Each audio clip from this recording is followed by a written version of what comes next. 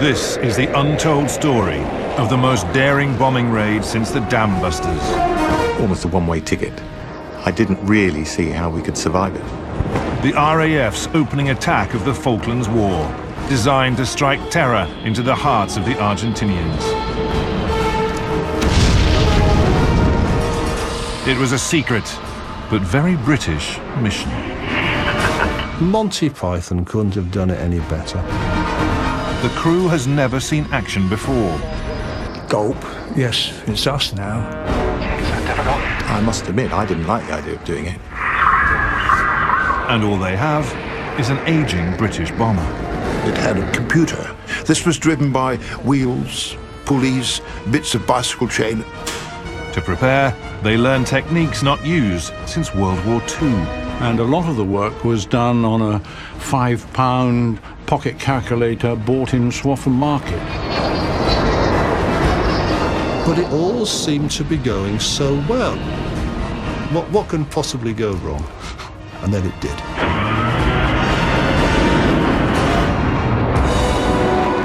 It will be the longest bombing raid in history, if they succeed.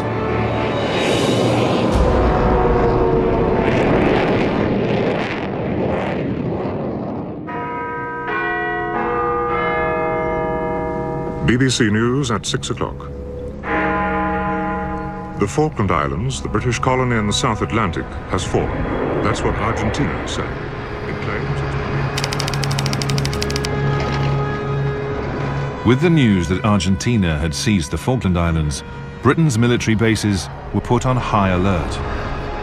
At precisely 10:15 this morning, HMS Invincible, flagship of this extraordinary fleet, slipped her moorings. At RAF Waddington, they watched Britain's mighty task force set sail to recapture the islands.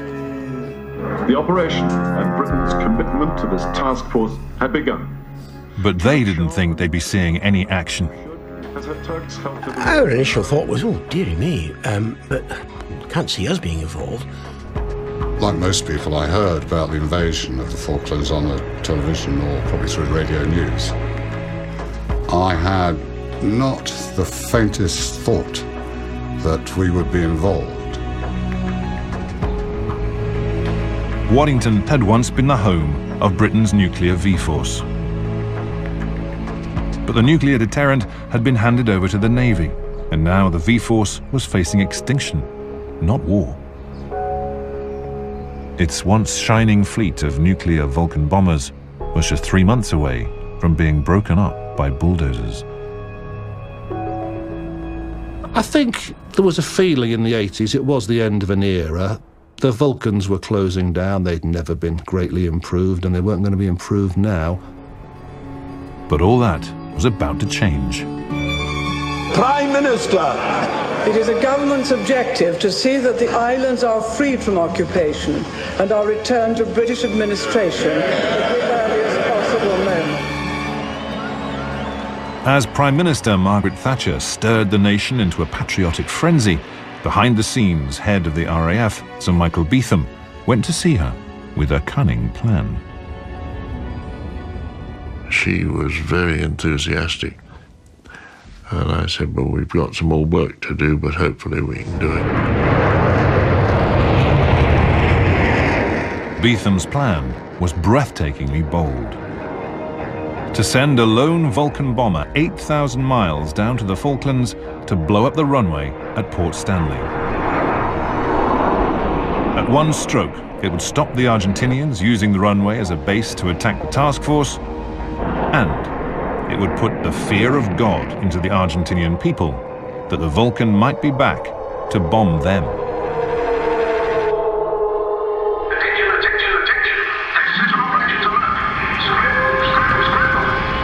But there was a hitch. The Vulcan itself. Back in the coldest days of the Cold War, the Vulcan was state-of-the-art. It could be in the air within 2 minutes, delivering nuclear bombs into the heartlands of the Soviet Union.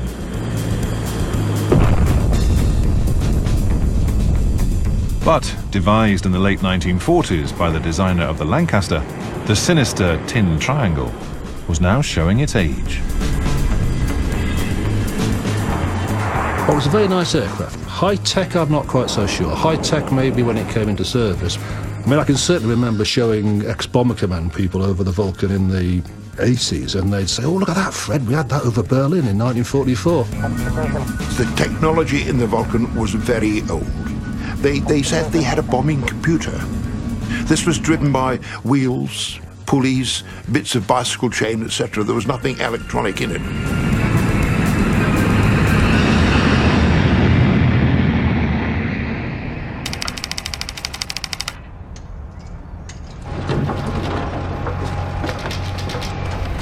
On Good Friday, RAF Waddington was told to prepare for war. At squadron level, people were starting to think, yes, there just might be the final hurrah coming up here.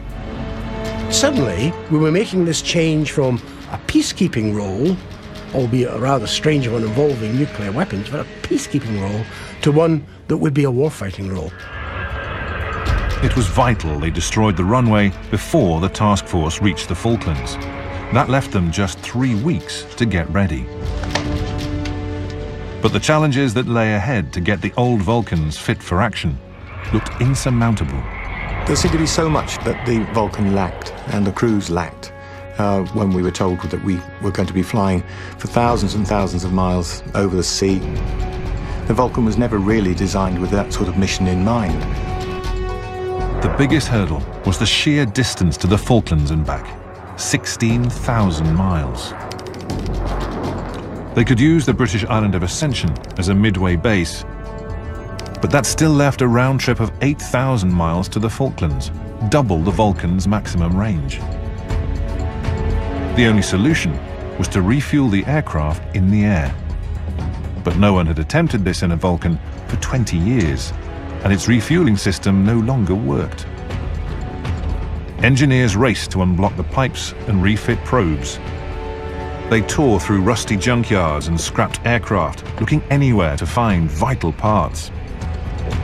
Unless we could find them, the sortie was going to be a non-starter. We couldn't get there. One crucial item was found in the crew room, being used as an ashtray. While the engineers patched the aircraft together, the crews assembled to discuss mid-air refueling. And somebody wisely said, have you ever done it before then?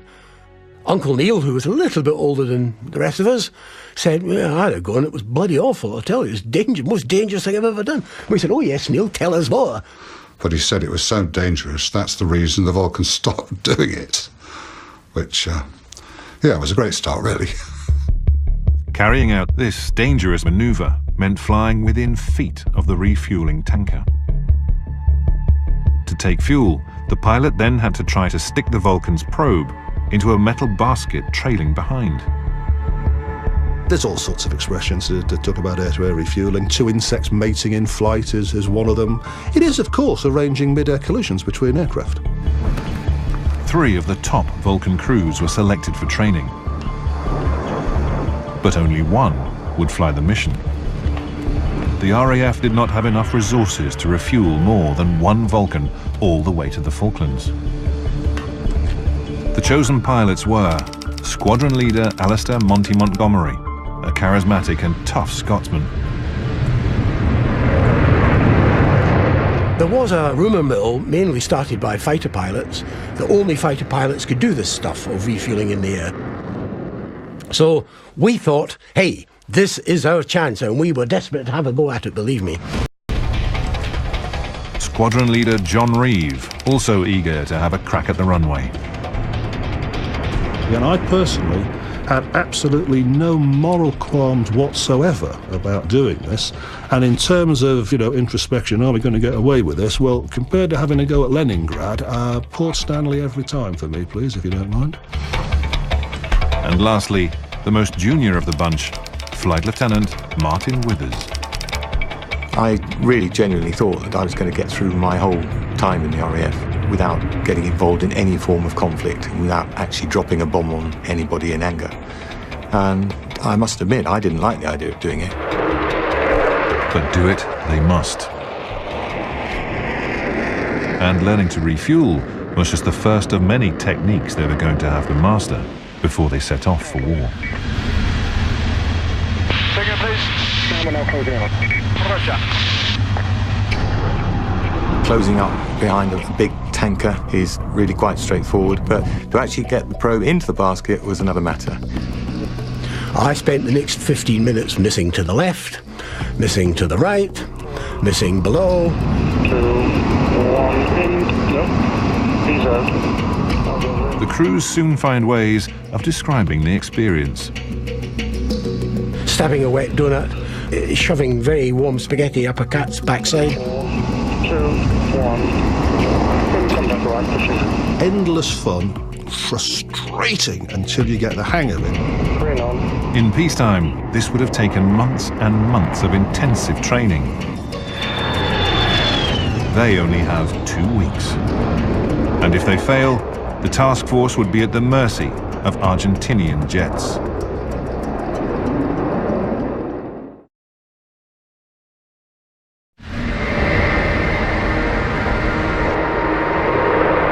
With the Royal Navy Task Force now just 2 weeks away from the Falklands, the pressure was on.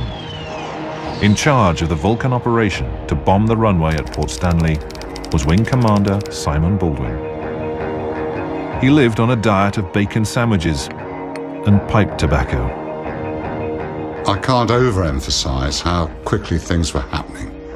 I had no time to think. We were just reacting. We were doing things and trying to make things work.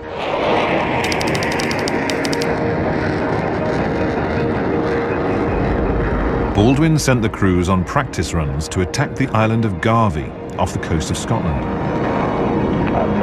The crews had been skillfully trained to drop nuclear bombs, but it had been 10 years since they'd done any conventional bombing. Now they had to relearn techniques that dated back to World War II, using the same iron bombs dropped from Lancasters. We dropped these bombs and you felt them go off sort of underneath you. And it was pretty exciting stuff just to do that without anyone shooting at you.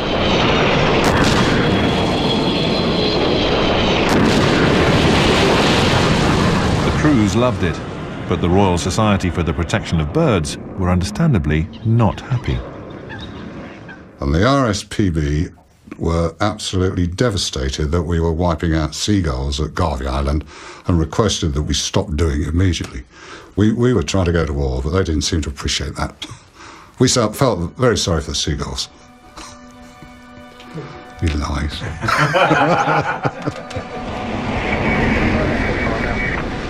The crews were going to have to hit a runway just 120 feet wide. This demanded a degree of accuracy not normally required with nuclear bombs. With the Vulcan, the accuracy that we had, we'd be quite lucky to hit the runway at all. And while the crew might miss the target, it looked increasingly likely that the Argentinians would hit the Vulcan. When Baldwin received the latest intelligence on the air defences at Port Stanley, it made sober reading.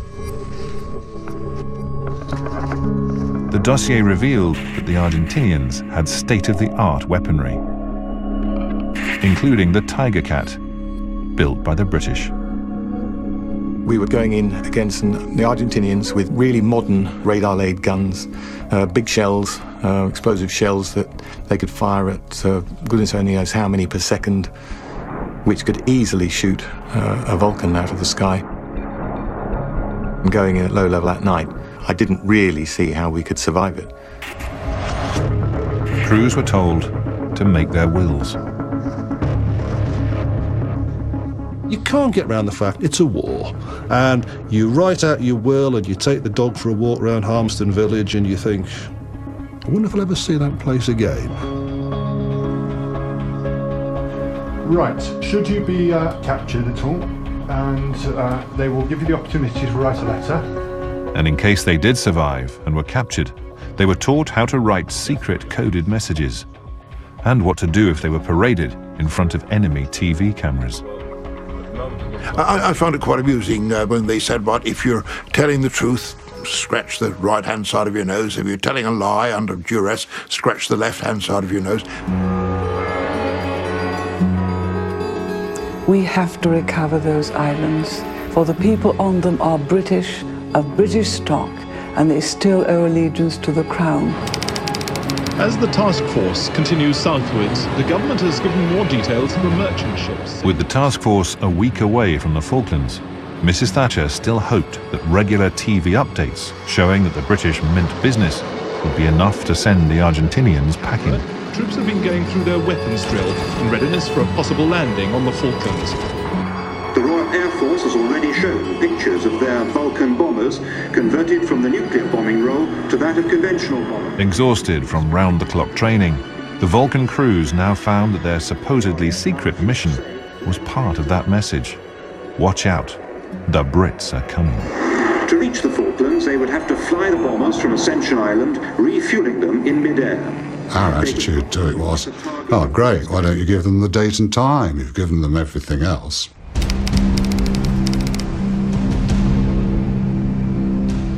On Monday the 26th, Sir Michael Beetham, head of the RAF, arrived to rally the troops and told them the mission was on.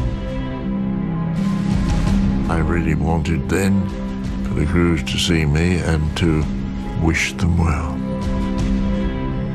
They were, after all, embarking, as I told them, on a dangerous mission, but they could do it. Reeve volunteered for the mission. For once, I put myself forward a little bit, because normally I'm not bothered. Give me an aircraft to fly and I'm perfectly happy. But I remember saying, there is no way you can keep me out of this. Reeve landed the top job. Withers was told he would also be flying, but only as backup. Monty was sent to oversee the operation from Ascension. Soon, they would be off to war.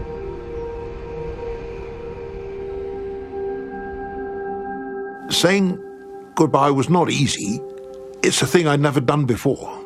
I'd never said goodbye and gone off to war. I know it sounds very dramatic, but it was possible that we might not return.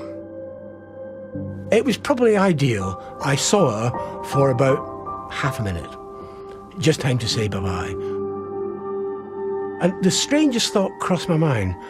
You know, my father was in the war, in the Navy during the war, and he didn't see my mother for years on end. And I thought, you know, in just a little way, this is what tens of thousands of people have done before, and now it's my turn. The night before we fly down, obviously you chat to the wife. Pat was tremendously supportive, and I had no qualms at all about going. I knew if anything happened to me, she'd look after the kids fine. There was no problem at all there.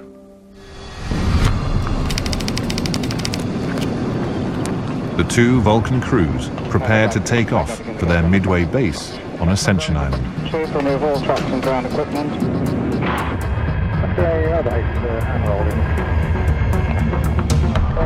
It was a miracle. In just 3 weeks, Waddington had gone from a peacetime base onto a full war footing,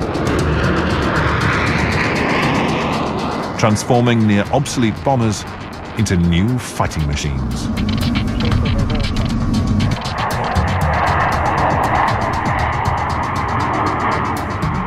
Eight hours later, the two Vulcans were circling the British island of Ascension. This remote volcanic outpost was a perfect base for the attack on Port Stanley. Ascension Island was amazing. It was just unbelievable. I still can remember just sort of circling around and seeing this strange-looking island, a volcanic island. Looked like one big slag heap, really, on the western side. Very unattractive. The place was heaving, absolutely heaving. It really was something where something was happening. You think, oh, quite pleased to be part of this.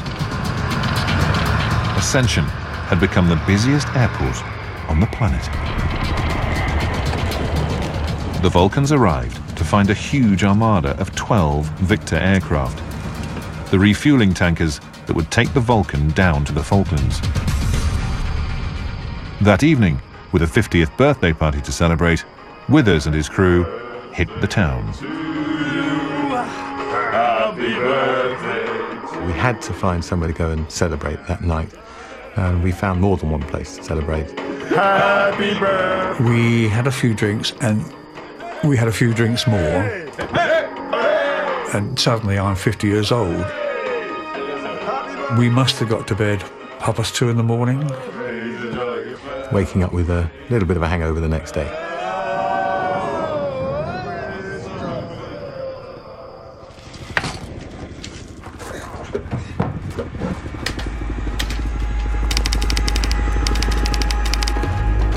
Later that morning, the RAF sent a signal.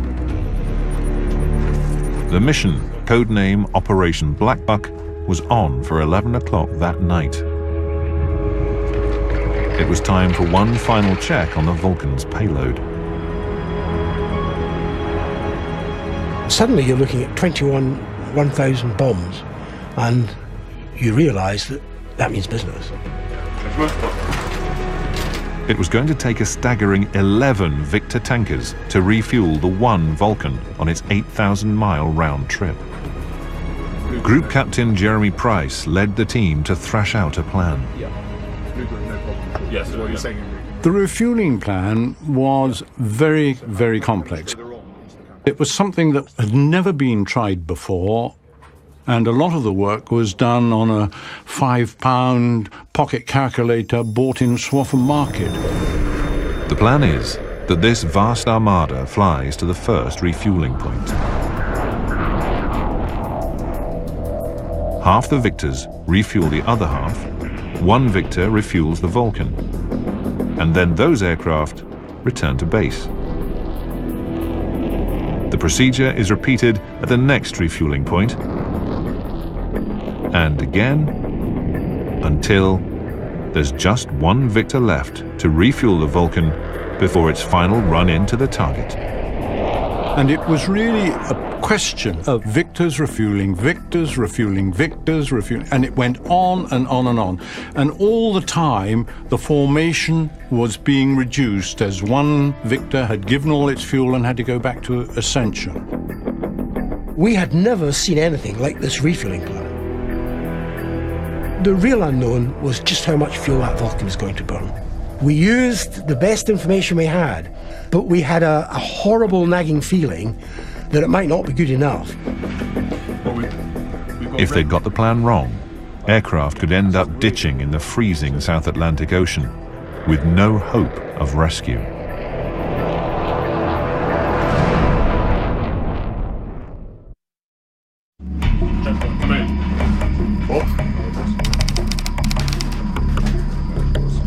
The aircrews assembled for the final briefing on Ascension Island. Okay, gentlemen, this is a secret briefing. In a few hours, the mission to bomb the runway at Port Stanley would be taking off on the 8,000-mile round trip. Right, well, as you know, the reason that we're here is to have a look at the whole refueling operation. It was the most complicated refueling plan I'd ever seen. To be honest, I picked up probably 60% of what was going on. 2 hours, it's difficult to be... I couldn't take it all in. It would have taken me ages, but I was able to turn to Dick Russell and say to him, do you understand that? And I had to draw a breath and say, well, yes, I do, with my fingers crossed behind my back. And these are the final points to remember. So, and from that, cup of tea, disperse, out to the aircraft, ready to go. For lead John Reeve and his crew, it would be a hard 16 hours ahead.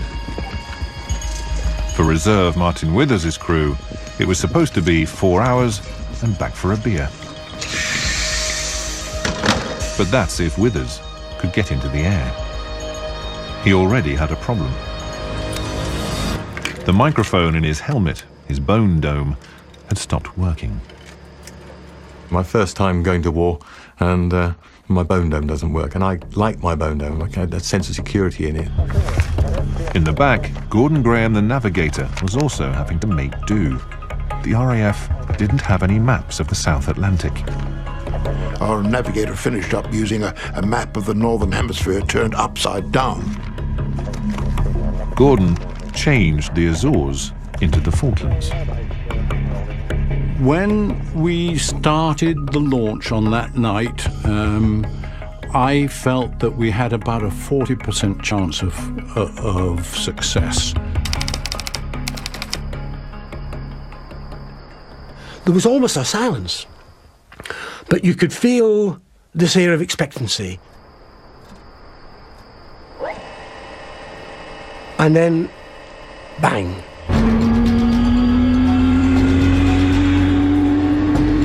A Victor started up, and another, and another.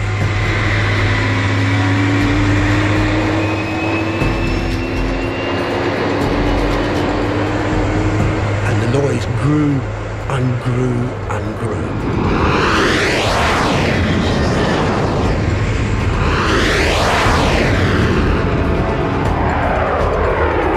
And then there was a sudden change in the noise, and it was the first Vulcan starting.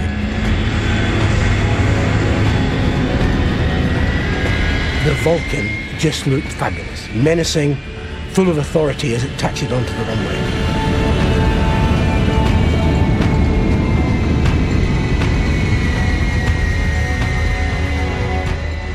I mean, I was desperately sorry not to be in it.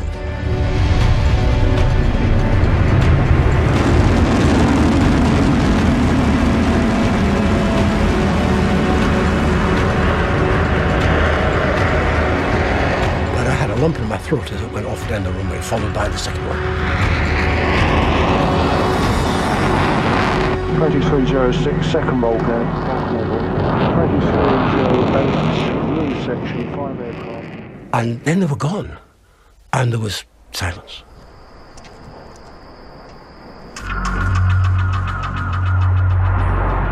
In radio silence, to make sure there were no listening ears that could alert the Argentinians, the vast armada set off for the Falklands. But in the lead Vulcan, it wasn't about to be Reeves' night. Monty Python couldn't have done it any better. It all seemed to be going so well. The engines have started, the aircraft's working. What can possibly go wrong? I could hear this hissing sound from the window. Stand by. We've got a PD. We got airborne, the whistling got worse, and the indication said the aircraft isn't pressurising. And I thought, no, it's happened once before in 9 years on the V-Force. It can't be happening now. And it was. With no cabin pressure, Reeve and his crew will slowly freeze and run out of oxygen. There's no official drill for what to do, but you try all the things you can think of. We had sandwiches in polythene wrapping and got the polythene off and tried to jam that in. I think I tried to jam a flying jacket, anything in there to try and stop it. But that's not working. Of course we had to turn back then. Obviously not a happy bunny. Just 4 minutes after takeoff, and it's all starting to unravel. First Commander, primary Vulcan unserviceable. Reeve breaks radio silence to say he's returning to base. On the backup Vulcan, Withers also hears the transmission. First Commander, primary Vulcan unserviceable. We were now the primary Vulcan. We were on, and there was a deathly silence. Nobody actually said anything. Gulp. Yes, it's us now. So I came up with a real sort of boy's own statement like, Looks like we've got a job of work to do, fellas. The success of the whole mission now rests on Withers and his crew.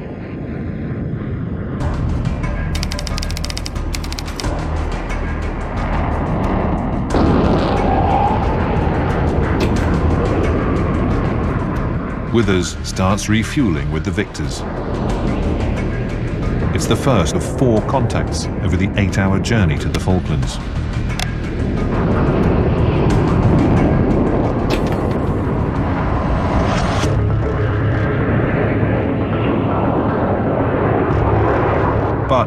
the empty Victors start returning to Ascension, they make a terrible discovery. The aircraft are so low on fuel, they have barely made it back. The Victors coming back made it quite clear that the Vulcan was using more fuel than we had calculated. We were worried. I was worried.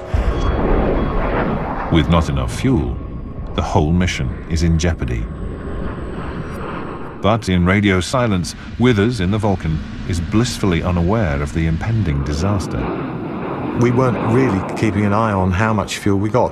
And it's a bit like, you know, in a motor race, you know, that you just go around and as long as you got fuel in the tank, that's all you're worried about.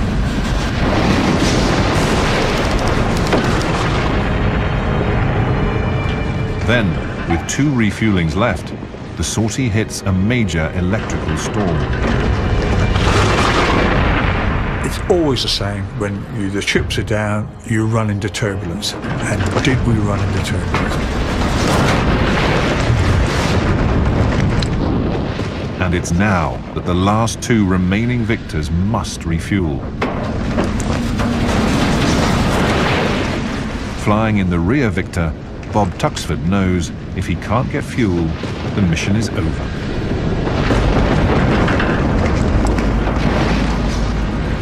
I was becoming acutely aware that the whole success of the mission now rested on the shoulders of me and my crew. Okay, I need to back off a little bit. Christ, this is difficult. It's all over the bloody place.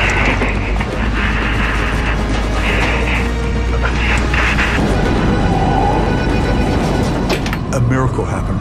Contact. I couldn't believe it. Not only did he get in, he stayed in. Yeah, fuel flows again. That's it. Thank you, Bill. Bob Tuxford, I take my hat off. Good job, Bob. But as Tuxford's Victor completes refueling and flies out of the storm, the crew make an alarming calculation. There isn't enough fuel.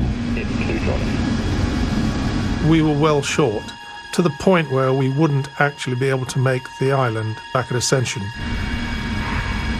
Tuxford asks the crew what they want to do. Right, we either turn back now, pretty sharpish, or at least press on in the knowledge that we've got to come up with some sort of alternate plan. I need you all to speak now and give me your view whether we continue or turn back. Without hesitation, each one of my 4 crew members said that we've come this far, we'll press on. Their decision means that they may be forced to ditch with little hope of rescue.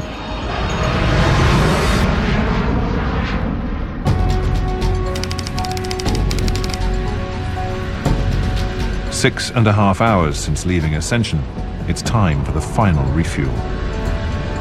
But Tuxford, in the Victor, can't risk breaking radio silence to tell the Vulcan there's barely enough fuel to complete the mission.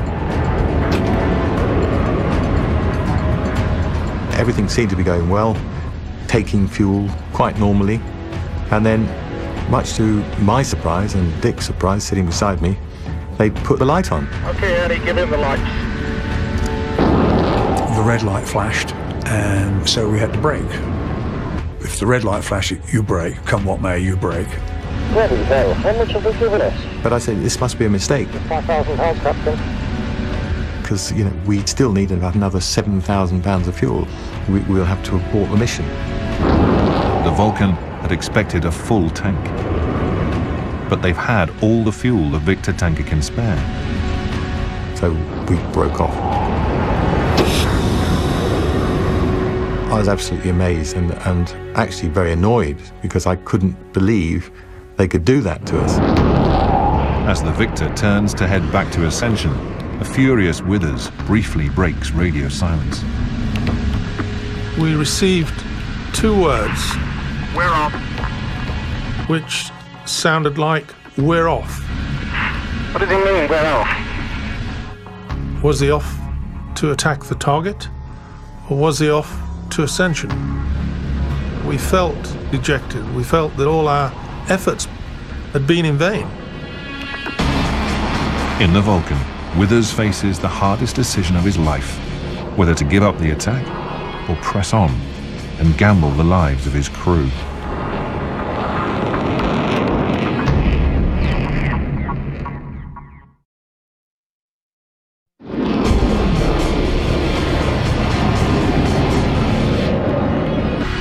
Captain Martin Withers and his crew are within striking distance of the runway at Port Stanley. But their Vulcan bomber doesn't have enough fuel to get back to base. In theory, we should have then gone back to Ascension and aborted the whole attack. But because we'd come this far and the whole force had come this far, Martin decided we would carry on. I made it clear that that was what I wished to do. Nobody tried to say otherwise, so we pressed on.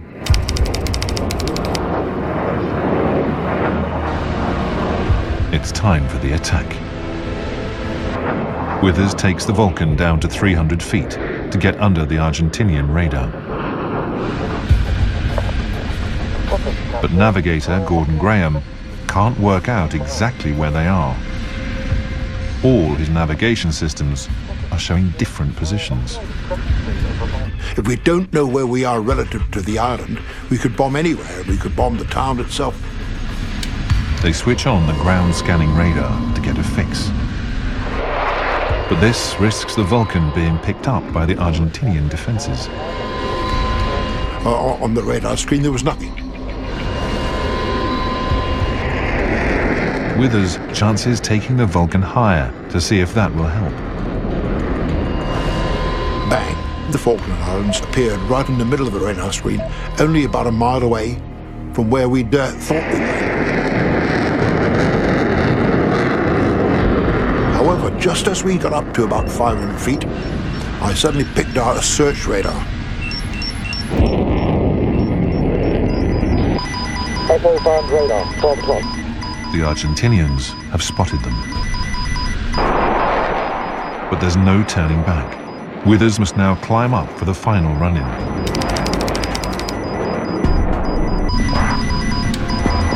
We pulled up using full power, fairly steep climb, to get to 10,000 feet. We had about a 20-mile run-in, and we felt very vulnerable because you're sitting there. They know you're there. 10 o'clock, jamming. I pulled the visor covers down. We thought flak would be coming up at us, like you see in the war films. We hadn't done this before.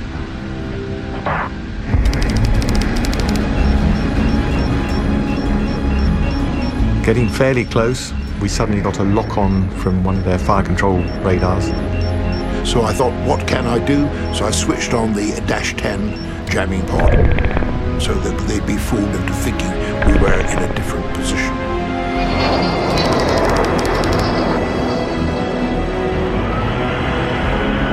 I opened the bomb doors early to make sure there wasn't a problem with the doors themselves.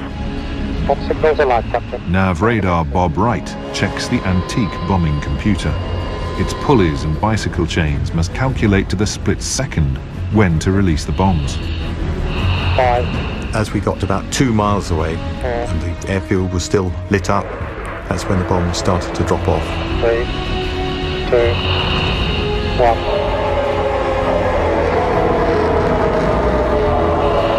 Bombs going. And they dropped off at half-second intervals, 21 bombs. From 10,000 feet, it'll take 20 seconds for the bombs to hit the ground. Once the last bomb went, Martin pulled the stick climbing turn to the left to get away from any Argentinian air defense threats. The sky opened up a short while after that with every gun blazing.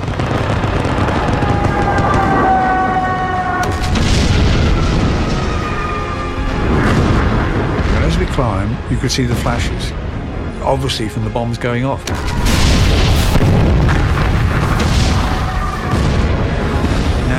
I felt a bit sorry for the people on the ground. I mean, not every day in your life you drop live bombs on on somebody.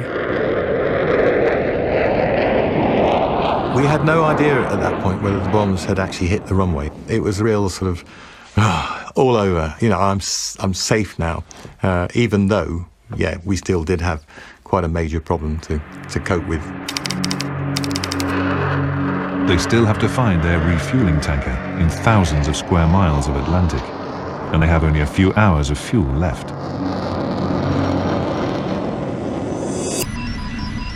But just as they thought they were out of range of Argentinian missiles, the whole of my radar warning receiver front sector lit up with threats.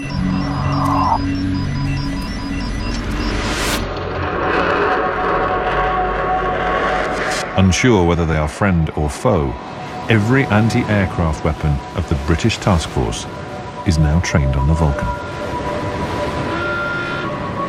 And I said a little prayer hoping that somebody on board the ships was aware that we were a friendly coming towards them. This is 1 Quebec Delta, over. I opened up on my radio, passed the pleasantries of the day, good morning, and I passed the code word superfuse to let them know that we considered the attack had been a success. This is 1 Quebec Delta, superfuse. The task force stands down, while the code word is also picked up 4,000 miles away back on Ascension. Suddenly out of the blue, somebody shouted, superfuse. I mean, fantastic. I mean, there was elation everywhere. In Bob Tuxford's Victor, rapidly running out of fuel, the Vulcan's transmission tells them that at least their efforts were not in vain. This is 1 Quebec Delta, superfuse. Yes, he's done it. There was elation in our aeroplane. The whole mood changed. Well, let's hear it from the Tin Triangle. And after all, we were able to say, well, he's done it. He's done the job. But time is also running out for the crew of the Vulcan. There's no sight of the refueling tanker they're supposed to rendezvous with. The co-pilot stated he'd never seen a Vulcan flying with so little fuel in its tanks, which was quite a frightening situation to be in. We knew we had to make contact. If we didn't make contact, we were in the sea. We had immersion suits to keep us dry, we had dinghies, we had little radios, but I don't think any of us would have survived unless an absolute miracle happened. And the next thing I knew, the Victor rolled out right in front of us. I can't tell you how that felt. I can't tell you. To me at the time, it was the loveliest sight in the world. Just in time, Tuxford's Victor was also met by a refueling tanker. There were quite a few whoops and hollers in the aeroplane as people celebrated.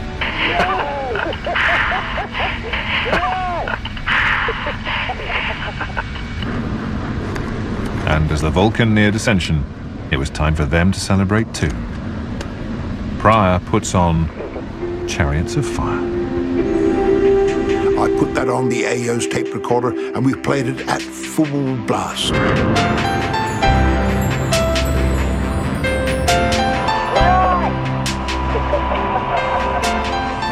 They'd survived. Withers and his crew had achieved the longest bombing raid in history.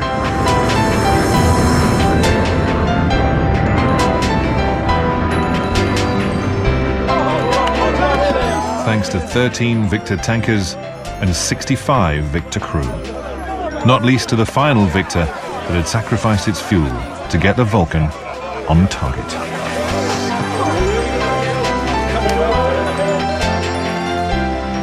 There to meet Martin Withers with a can of beer was the pilot, Bob Tuxford. As I fought my way through the crowds, I'm not sure that Martin even recognized me in the first instance. But nevertheless, he received the can of beer nicely, and I decided that we'd done our bit that night, went off to our billet, and the rest was history.